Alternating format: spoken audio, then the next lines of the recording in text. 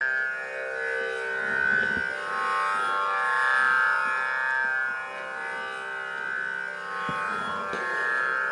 शिवे यस्य पराभक्ति त्यागेपि रतिरुत्तमा अहेतुक कृपा सिंधुम शिवानंदम नमाम्यहम्। শ্রী ভগবানের অশেষ কৃপায় আবার আমরা সমবেত হয়েছি রামকৃষ্ণ সঙ্গে দ্বিতীয় সংঘগুরু পরম পূজনীয় শ্রীমৎ স্বামী শিবানন্দজি মহারাজের কথোপকথনের সংকলন শিবানন্দ বাণীর প্রথম খণ্ড থেকে পাঠ এবং আলোচনার উদ্দেশ্য নিয়ে। আমরা চেষ্টা করব তিনটি ছোট ছোট কথোপকথনের সংকলন নিয়ে পাঠ এবং আলোচনা করবার জন্য। প্রথম ঘটনাটি ঘটে বেলুড় মঠ 24শে বৈশাখ মঙ্গলবার 1336 বঙ্গাব্দ 7ই মে 1929 খ্রিস্টাব্দ। একজন ভক্তের প্রাণে সন্ন্যাসী হওয়ার প্রবল ইচ্ছা হইয়াছে।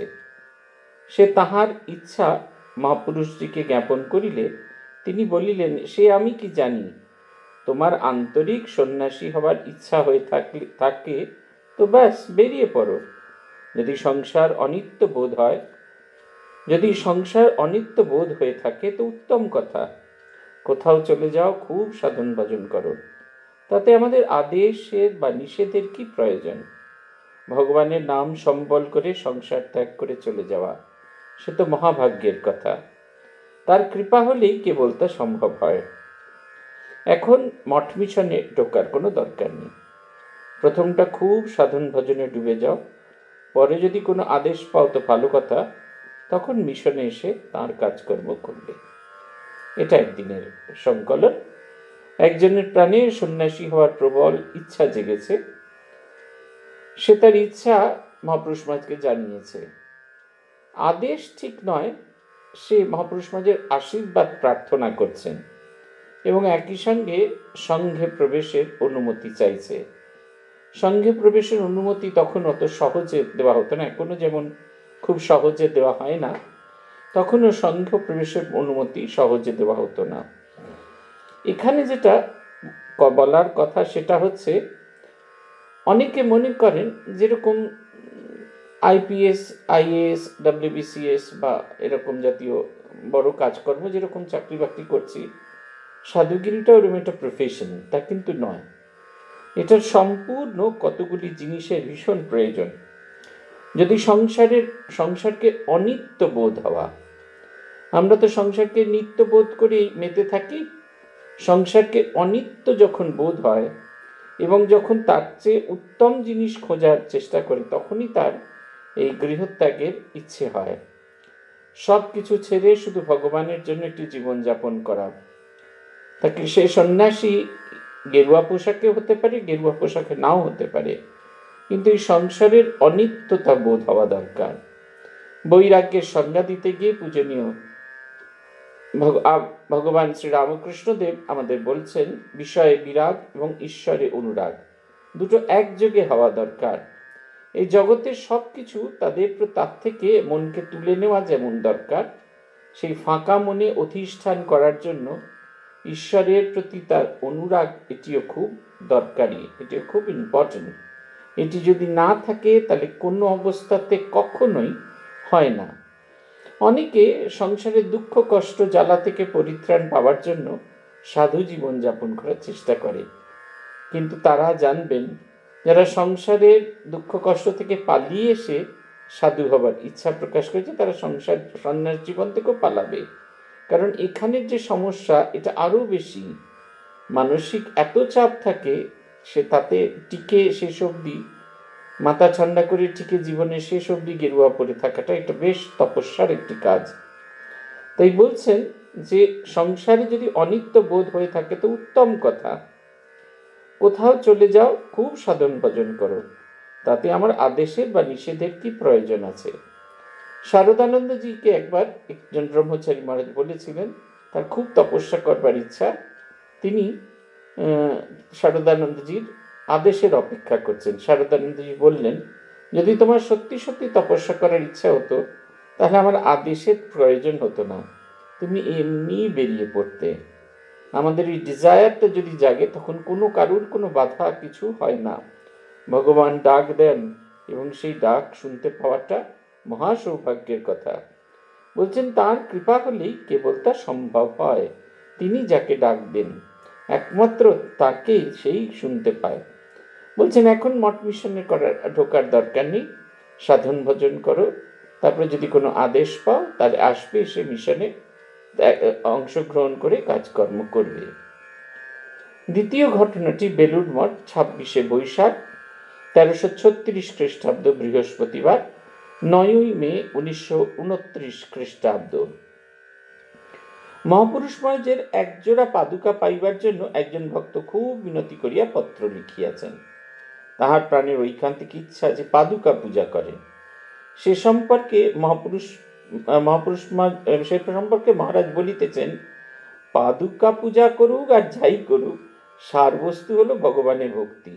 ভগবান দেখেন আন্তরিকতা, তিনি হচ্ছেন অন্তর্যামী। ভক্তির সহিত যাই করুক না কেন তাতেই ভগবান প্রসন্ন হন। এই দেখো না, মাটির শিব গড়ে পুজো করে তার লোকে ভক্তি বিশ্বাস লাভ করে, চৈতন্য লাভ করে মুক্ত হয়ে যায়।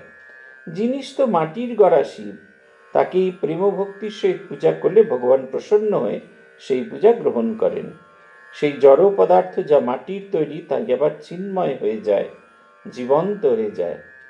সকলের সার বস্তু হলো ভক্তি। যেখানে ভক্তি আছে সেখানেই জানবে ভগবত কৃপা রয়েছে।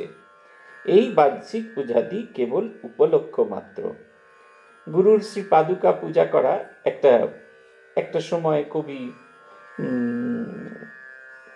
দরকারি বস্তু বলে অনেকে মনে করতেন। গুরুর পাদুকা পূজা করছি এবং গুরু পাদুকা পুজো করব, এরকমই তাদের ভাবনা চিন্তা ছিল। সেখানে পূজ্যপাদ মহাপুরুষ মহারাজের পাদুকা চেয়ে একজন চিঠি লিখেছেন। মহাপুরুষ মহারাজ উত্তরে কিন্তু দারুণ জিনিস বলছেন পাদুকা পূজা করুক আর যাই করুক, সার বস্তু হলো ভগবানের ভক্তি। ভগবানের যদি ভক্তি না হয়, ভগবানের যদি ভালোবাসা না হয়, পাদুকা পূজা করেও কোনো লাভ হবে না। বলছেন ভগবান দেখেন আন্তরিকতা। আমাদের যখন দুর্গাপুজো শেখানো হতো, অনঙ্গ মহারাজের একটু উপদেশের কথা বারবার বলা হতো। অনঙ্গ মহারাজ নাকি দুর্গাপুজো যারা শিখতেন তাদেরকে 3টি কথা বলতেন। মা আমাদের বিধিময়ী, মা আমাদের তিথিময়ী, মা আমাদের ভাবময়ী। ঠিক বিধি সমস্ত কিছু শুরু করতে হবে, বিধি ফলো করে পুজো করতে হবে। ঠিক তিথিতে পুজো শুরু করে ঠিক তিথিতে পুজো শেষ করতে হবে। কিন্তু বিধি আর তিথি ঠিক রাখতে গিয়ে চিৎকার চেঁচামেচি করে ভাবটি ভেঙে দিতেনি, কারণ তিনি ভাবটি গ্রহণ করেন। তিনি ভাবগ্রাহী, জনার্দন ভাবগ্রাহী। ভগবান আমাদের আন্তরিকতা দেন। কি উপাচারে, কি ফুল দিয়ে, কেমন ভাবে পূজা করলাম তাতে কিচ্ছু এসে যায় না, তার কিচ্ছু যায় না। এই একটি ভারী সুন্দর স্মৃতি কথা আমার মনে পড়ে। তখনও শ্রী শারদা মঠ হয়নি, ভারতী প্রাণা মাতাজি কাশীতে আছেন। খুব সম্ভবত নির্ভয় প্রাণা মাতাজির স্মৃতি কথাতে আছে। তিনি গিয়েছেন কাশীতে এবং কাশী অদ্বৈতাশ্রমে যাওয়ার পর তিনি শুনলেন যে কাছেই একটি বাড়িতে শ্রী শ্রী মায়ের সেবিকা থাকেন, সরলা দেবী। তার সঙ্গে তিনি দেখা করতে গেলেন। কড়া নাড়া মাত্র তিনি দরজা খুলে দিলেন একজন, তিনি হলেন ভারতী প্রাণা মাতাজি। তখনও তিনি সরলা দেবী আর কি। সরলা মা বললেন যাও গিয়ে ভেতরে গিয়ে ঠাকুরকে প্রণাম করে এলো। প্রণাম করে এসে এই ঠাকুরকে একটু জল মিষ্টি দিল। তিনি খুব মিষ্টি খেতে ভালোবাসতেন। ওই আমাদের যিনি স্মৃতি কথা লিখছেন তিনি তাড়াতাড়ি করে প্রণাম করে এসে ভাবলেন খুব মিষ্টি খাওয়া যাবে। তারপরে দেখলেন একটি কালো পাথরের বাটিতে 2টি মাত্র বাতাসা দেওয়া আছে। একটি বাতাসা তাকে দিলেন এবং একটি বাতাসা তিনি নিজে নিয়ে খেলেন। এবং একটি ঝকঝকে পেতলের গেলাসে, একবারে পরিষ্কার মাজা পেতলের গেলাসে করে 1 গেলাস জল দেওয়া হয়েছে।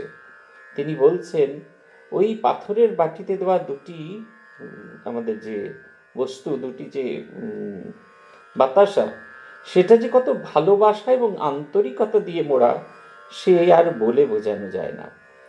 আমাদের শ্রীরামকৃষ্ণ পুঁথিতে রামলাল বিগ্রহের যিনি পূজারী ছিলেন, জটাধারী, তার বর্ণনা আছে। বলছেন তিনি পাড়ায় পাড়ায় গিয়ে ভিক্ষা করে নিয়ে আসতেন। তারপর সেই ভিক্ষা তিনি অত্যন্ত ভালোবাসার সঙ্গে রান্না করতেন এবং সাধারণ শাল পাতাতে খেতে দিতেন। পুথিকার বর্ণনা করছেন তার সেই দেওয়া অন্নভোগের ভেতরে ভালোবাসার মাখামাখি হয়ে আছে।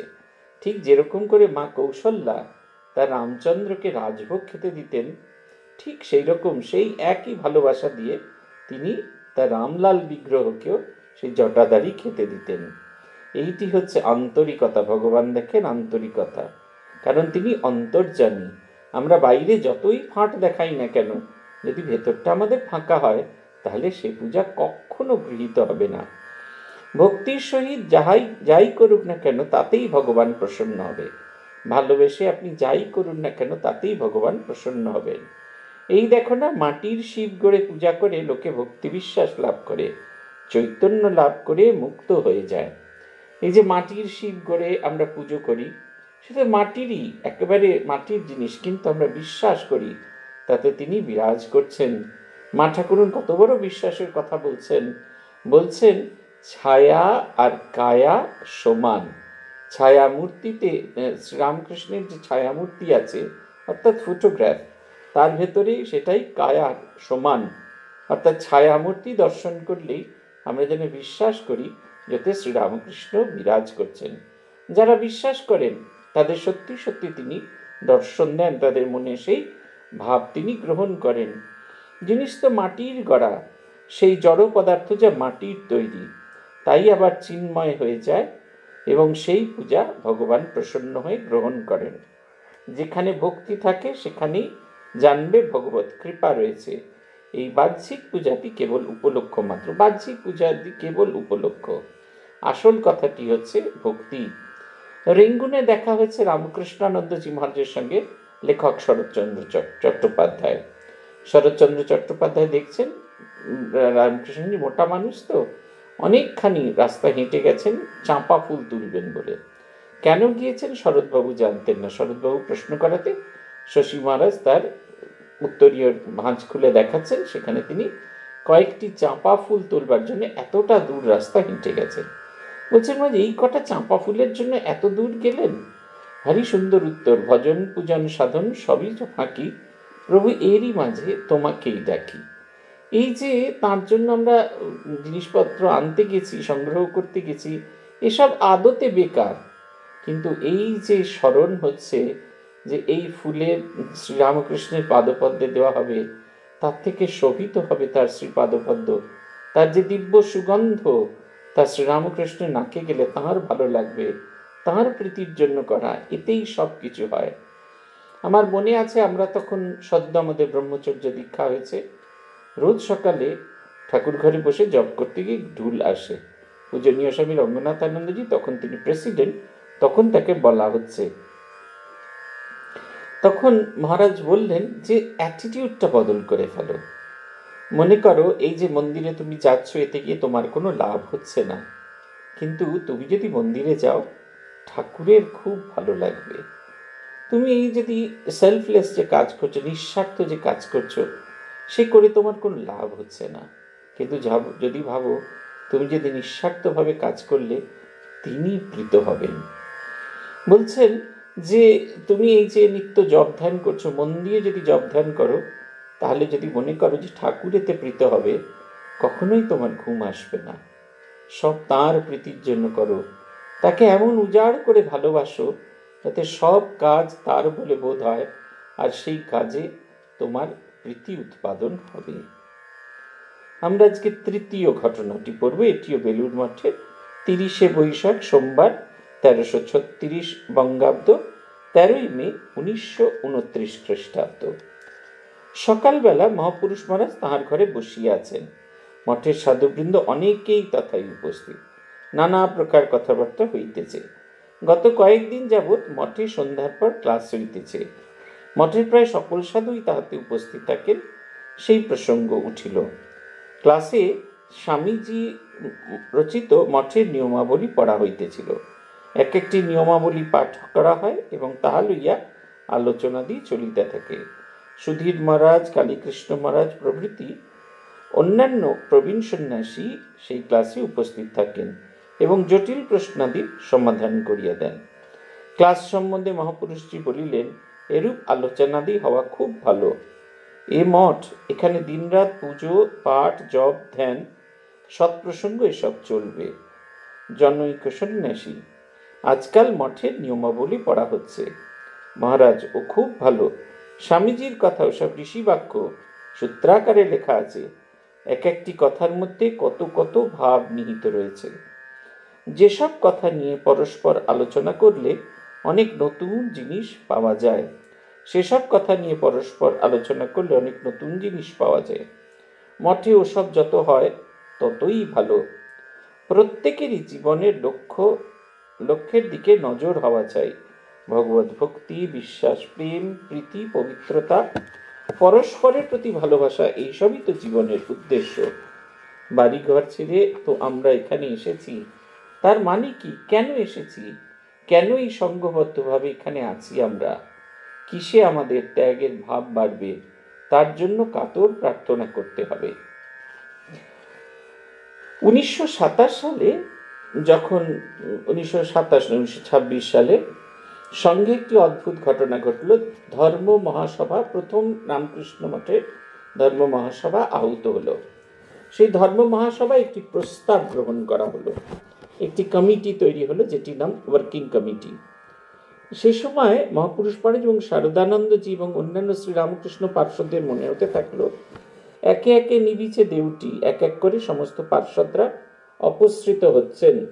তখন বেঁচে আছেন মহাপুরুষ মহারাজ, শারদানন্দজি, বিজ্ঞানানন্দজি, অখণ্ডানন্দজি, খোকা মহারাজ এবং অভেদানন্দজি। এই কজন মাত্র জীবিত আছেন 16 জন পার্ষদের মধ্যে।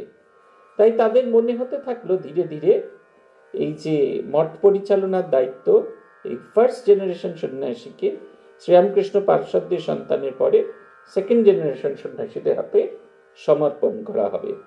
এবং সেই কারণে একটি ওয়ার্কিং কমিটি গঠিত হলো এবং সেই উদ্দেশ্যে একটি সার্কুলার বেরোলো। এই সভা, এই যে ধর্ম মহাসভা হয়েছিল, রামকৃষ্ণ মঠের প্রথম ধর্ম মহাসম্মেলন, সেই ধর্ম মহাসম্মেলনের শেষে একটি সার্কুলার ইস্যু করা হলো।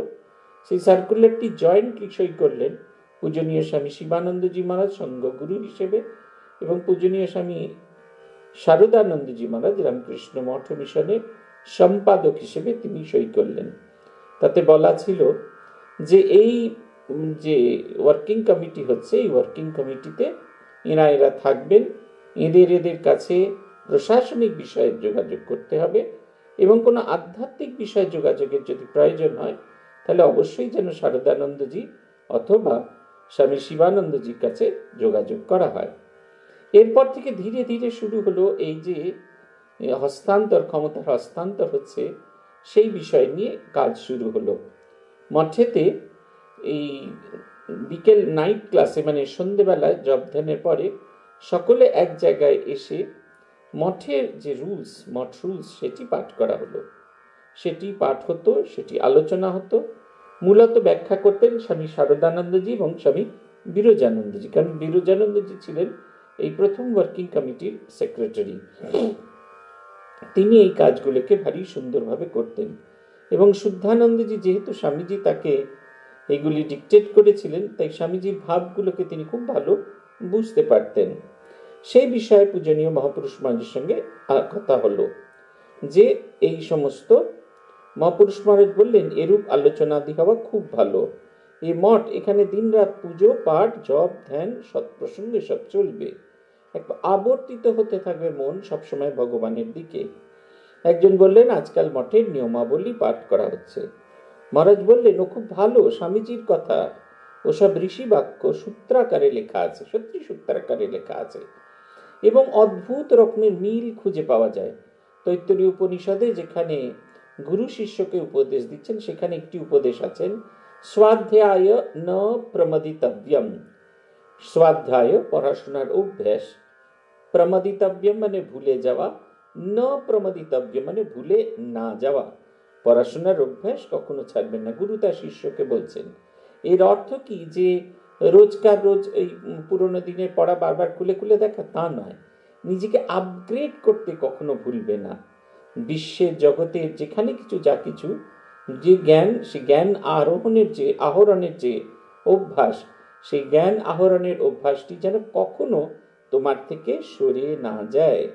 স্বামীজি বলছেন যে সঙ্ঘে বিদ্যাচর্চার অভাব হলে সঙ্ঘ হীনদশা প্রাপ্তি হয়।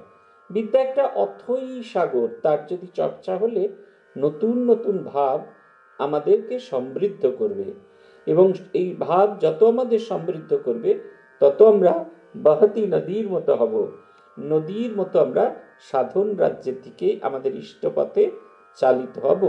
নালে আমরা এক জায়গা থেকে বদ্ধ জলার মতো হয়ে উঠব, এবং সে কারণে আমরা আর কিছু করে উঠতে পারবো না। অতএব আমাদের এইটি হওয়া দরকার, আমাদের সঙ্ঘের ভেতরে বিদ্যার চর্চা হওয়া খুব খুব খুব জরুরি। তিনি বলছেন এক একটি কথার মধ্যে কত কত ভাব নিহিত আছে, যেসব কথা নিয়ে পরস্পর আলোচনা করলে অনেক নতুন জিনিস জানতে পারা যায়। মঠে ওসব যত হয় ততই ভালো। এই চর্চা, বিদ্যার চর্চাটা ভীষণ জরুরি আছে। এখনো মঠে এই জিনিসটা হয়। এখন ঠিক একসঙ্গে সঙ্গবদ্ধ যেমন ট্রেনিং সেন্টারে পড়াশোনাটা হয় সেরকমটি হয় না, কিন্তু ছোট ছোট আকারে ক্লাস হয়। আমরা যখন হেডকোয়ার্টার্সে ছিলাম তখন পূজনীয় সাধারণ সম্পাদক ছিলেন পূজনীয় স্বামী স্মরণানন্দজি মহারাজ। তিনি আমাদের উপনিষদ পড়াতেন সপ্তাহে একদিন করে। এছাড়াও অন্যান্য সাধুদের কাছে আমরা ব্রহ্মচারীরা কেন সন্ন্যাসীরাও গিয়ে ক্লাস করতাম। আরোগ্য ভবনে যে সমস্ত পূজনীয় আচার্যরা ছিলেন, যারা একটা সময় ট্রেনিং সেন্টারে পড়াতেন, এখন স্বাস্থ্যের কারণে আর ট্রেনিং সেন্টার রেগুলার পড়ানো তাদের পক্ষে সম্ভব হয় না, তাদের কাছে সাধুরা যেতেন শাস্ত্র পাঠ করতে।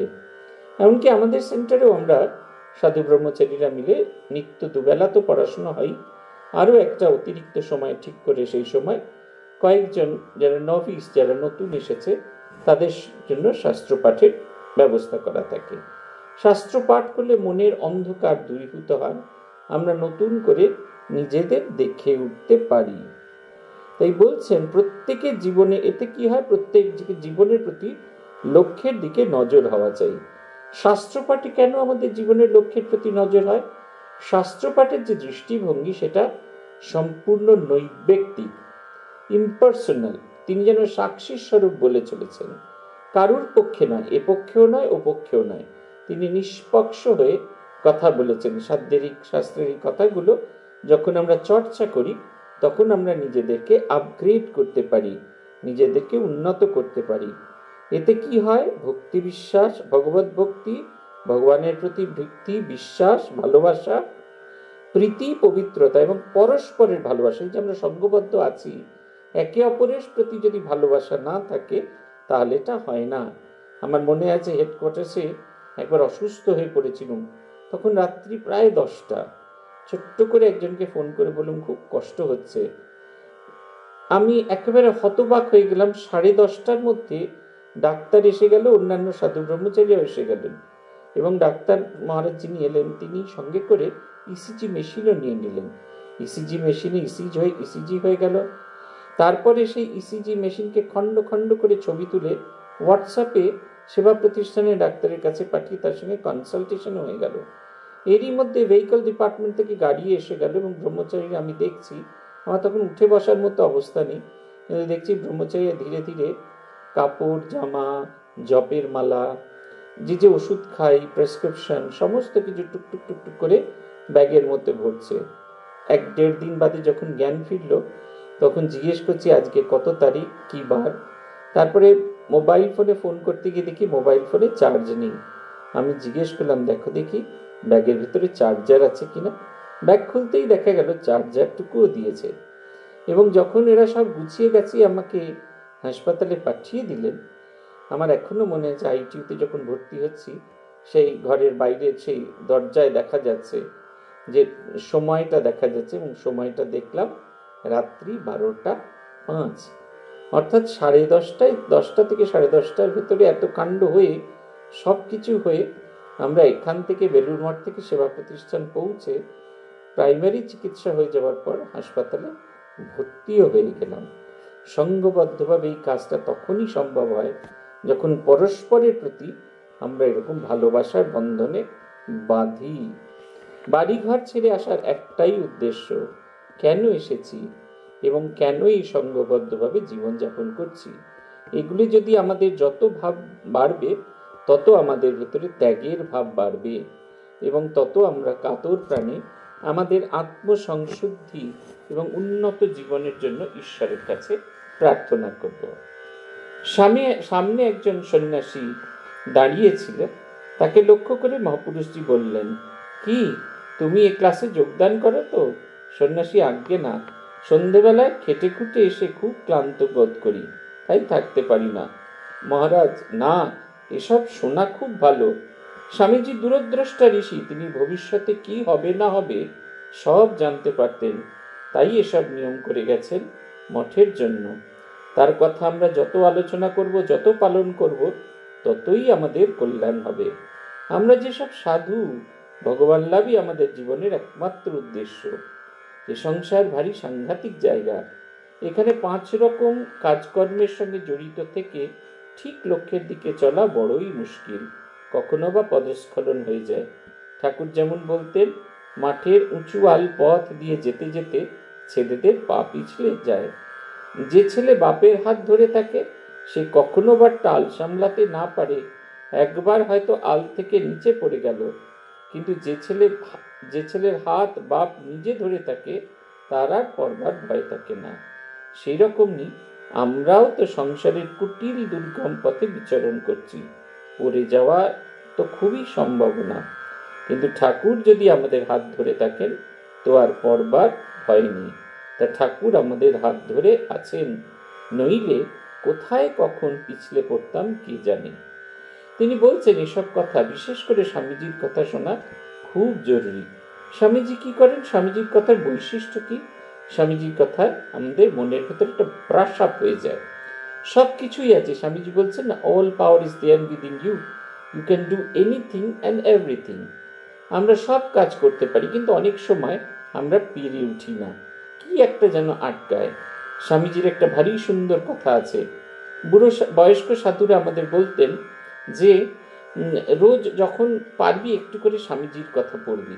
স্বামীজির কথা পড়লে দেখবি তোর ভেতরের আগুনটা ভক করে জ্বলে উঠেছে। দীপ দীপ করে জ্বলছিল, ভক করে জ্বলে উঠেছে। আমার মনে আছে, আমরা কোনো একটা কাজ আমাদের করতে বলা হয়েছে, আমার বারবার মনে হচ্ছে আমি বোধহয় পেরে উঠবো না, আমি কি করে করব এই ভাবছি। এমন সময় স্বামীজির একটা কথা মনে পড়লো। স্বামীজি বলছেন, never say no, never say I cannot নট। কি অদ্ভুত শক্তি ওই কথাগুলোর মধ্যে। নেভার সে নো, কখনো না বলো না। নেভার সে আই ক্যানট, কখনো বলো না আমি পারবো না বা আমার দ্বারা হবে না। Never say no, never say I cannot. এই নেভার সে নো, এটা যেন অদ্ভুতভাবে শক্তি সঞ্চার করলো। তাই বলছেন, স্বামীজির কথা যত আলোচনা হবে, তত আমাদের মনের ভেতরে আমাদের উদ্দেশ্য সম্পর্কে ভাব জাগবে, যে ভগবান লাভই আমাদের উদ্দেশ্য। তিনি বলছেন, ঠাকুর বলতেন, আলপথের ওপর দিয়ে বাপ ছেলে যখন পাশাপাশি যায়, কোনো ছেলে যদি বাপের হাত ধরে থাকে, সে পিছলে গেলেও পড়ে যায়, কারণ বাপ তার হাতটাও ছিটকে যায়। কিন্তু বাবা যার হাত ধরে থাকে, সে পিছলালেও সঙ্গে সঙ্গে বাবা তাকে ধরে ফেলেন। এই ভয়ঙ্কর সংসারের যে পথ, তার মধ্যে স্বামীজি আমাদের সন্ন্যাস আশ্রম গঠন করবার আদেশ দিয়ে গেছেন। এই দুপাশে গভীর খাদ, মাঝখানে গিরিশিরার মধ্যে দিয়ে হেঁটে চলে যাওয়ার এই পথে ভগবানকে সবসময় ধরে রাখতে গেলে এই ভগবানের ভাবের চর্চা প্রতিনিয়ত হওয়া দরকার। তিনি বলছেন, তাই কায়মানুবাক্যে প্রার্থনা করতে হয়, ঠাকুর তুমি আমাদের হাত ধরে থাকো। আমরা তো দুর্বল, পদে পদেই আমাদের পদস্খলনের সম্ভাবনা, কিন্তু তুমি যদি আমাদের হাত ধরে থাকো, তবে আমাদের বাঁচোয়া। তিনি তো আমাদের প্রাণের প্রাণের প্রাণ ভিতরেই রয়েছেন। কাতরভাবে প্রার্থনা করলেই তিনি আমাদের প্রার্থনা শুনবেন। তিনি তো যুগাবতার, যুগ ধর্ম সংস্থাপনের জন্যই এই রামকৃষ্ণ রূপ ধারণ করে এসেছেন। আমাদেরও তিনি কৃপা করেছেনও, নইলে এখানে আনবেন কেন? বলছেন, তার কাছে সব সময় প্রার্থনা করতে হয়, তুমি আমার হাতটা ধরে রাখো। তোমার কাছে যাবার মতো যথেষ্ট যোগ্যতা আমার নেই, কিন্তু তুমি যদি হাতটি আমার ধরে থাকো, তোমার পুত স্পর্শে, তোমার আশ্বাসে আমি এক নতুন মানুষ হয়ে উঠতে পারবো। বলছেন, জিমৃত যুগ ঈশ্বর জগদীশ্বর যোগ সহায়। এ স্বামীজির কথায় বলছেন তিনি যুগ ঈশ্বর। এই যুগে যে কেউ তার শরণাগত হবে তার কল্যাণ হবে। শরণাগত আর প্রার্থনা। এবার হাত জোর করে তিনি বলছেন, ঠাকুর আমাদের ত্যাগ বৈরাগ্য বাড়িয়ে দাও। দেখুন, এই থেমে থাকা নয়, বলছেন দেখুন ঠাকুর আমাদের ত্যাগ বৈরাগ্য বাড়িয়ে দাও। আমাদের যে ত্যাগ বৈরাগ্য আছে সেটাতে সন্তুষ্ট হওয়া নয়, সেটাতে থেমে থাকা নয়, বাড়িয়ে দেওয়া। অনন্তের যতটা আমরা অর্জন করতে পারি। আমাদের পবিত্র করো, পরস্পরের মধ্যে প্রীতি ভালোবাসা বাড়িয়ে দাও। তুমি হাত ধরে থাকো, আমাদের পবিত্র করো এবং আমরা প্রত্যেকে সঙ্গবাসীরা একে অপরকে যেন ভালোবাসতে পারি। বলছেন পরনিন্দা পরচর্চা এসব খারাপ, ওতে মনের গতি নিচু হয়ে যায়। যতক্ষণ পারা গেল ভগবানের ধ্যান জপ পুজো পাঠ ইত্যাদি করা গেল, বাকি সময় চুপচাপ থেকে স্মরণ মনন করা খুব ভালো। সঙ্গবদ্ধ হয়ে থাকা আবশ্যকতা উপকারিতা আছে, তাই তো স্বামীজি সঙ্গের সৃষ্টি করলেন, সঙ্গে সঙ্গে সেবাদি শুদ্ধ কর্মের প্রবর্তন করলেন। বলছেন এই পরনিন্দা পরচর্চা, ঠাকুর বলেছেন যতই সে আনা হোক না কেন কাজলের ঘরে ঢুকলে কালুই লাগবেই। তাই পরনিন্দা পরচর্চা করতে নেই। তাহলে কি হয়, অন্যের ভেতরের যে নীচতা ক্রূরতা সেগুলো আমাদের ভেতরে সঞ্চারিত হতে থাকে, ওতে মনের গতি নিচু হয়ে যায়। তাই যতক্ষণ ভগবানের প্রার্থনা ধ্যান জপ করা পূজা পাঠ করা গেল বাকি সময় স্মরণ মনন করা। আর এই সঙ্গবদ্ধ অবস্থায় ঠাকুর করে গেছেন, স্বামীজি করে গেছেন। মা বলছেন সকলে কি আর 24 ঘন্টা সাধন ভজন করতে পারে? তাই নরেন এই নিষ্কাম কর্মের পত্তন করলে, পত্তন শব্দটি মা ব্যবহার করছে, প্রবর্তন করলেন। তাই নিষ্কাম কর্মের প্রবর্তন করে আমাদের একটি নতুন দিক খুলে দিলেন জীবনের, এবং সেটিকে কেন্দ্র করে আমরা ধীরে ধীরে এগিয়ে যাব। আজকের মতো এখানেই আমরা থামছি। ভগবানের কৃপা হলে আমরা পুনরায় আবার শ্রী ভগবানের আদেশে আমরা শিবানন্দ বাণীর পরবর্তী অধ্যায় নিয়ে পাঠ এবং আলোচনা করব। ওম প্রণতানাং প্রসীদত্বম দেবী বিশ্বার্তিহারিণী त्रैलोक्यवासिनामिड्डे लोकानां वरदा भव। ओम शांति ओम शांति ओम शांति। हरि ओम तत्सत्। श्री रामकृष्णार्पणमस्तु।